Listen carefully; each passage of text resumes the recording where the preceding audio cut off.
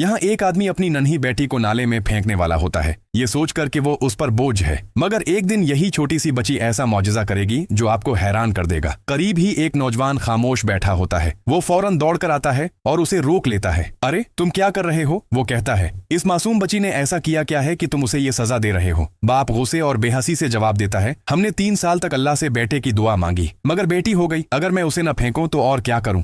नौजवान ये सुनकर हैरान रह जाता है। भाई तुम क्या कह रहे हो? ये हमारे अख्तियार में नहीं होता, ये तकदीर है। तुम्हें खुश होना चाहिए कि तुम्हें बेटी की नामत मिली है। बेटियां घर में खुशियां लाती हैं। लेकिन वो आदमी नहीं मानता और बच्ची को फेंकने के लिए आगे बढ़ता है। नौजवान फौरन कहता है, अगर तुम उसे फेंकना ही चाहते हो तो मुझे दे दो, मैं उसकी परवरिश करूंगा। बगैर किसी हचकचाहट के वो बाप अपनी बेटी उसे दे देता है और सर्द लहजे में कहता है, ठीक है, मगर उसे कभी वापस मत लाना, मुझे बेटा चाहिए था, बेटी नहीं। और वो वहां से चला जाता है। नौजवान बच्ची को अपने घर ले आता है। जैसे ही उसकी बीवी बच्ची को देखती है, वो पूछती है, ये बच्ची कौन है? वो सारी बात बताता है। उसका बाप उसे सिर्फ इसलिए फेंकने वाला था क्योंकि ये लड़की है। मैंने उसे रोकने की कोशिश की मगर वो नहीं माना, इसलिए मैं उसे घर ले आया। बीवी ये सुनकर बहुत परेशान हो जाती है। कोई इतना बेरहम कैसे हो सकता है? कोई अपने ही बच्चे को कैसे फेंक सकता है? बेटी तो एक नामत होती है, वो ऐसा कैसे कर सकता है? फिर वो कुछ हचकचाते हुए कहती है, शाकिर, हम पहले ही मुश्किलात में हैं। तुम्हारे पास नौकरी नहीं है और हमारे पास पैसे भी कम हैं। हम उसकी परवरिश कैसे करेंगे? ये अभी बहुत छोटी है, उसे बहुत कुछ चाहिए होगा। शौहर नरमी से जवाब देता है, रिया, शायद हमें औलाद उसलिए नहीं मिली क्योंकि अल्लाह उसे हमारी जिंदगी में भेजना चाहता था। अब वो खुद सब कुछ आसान कर देगा।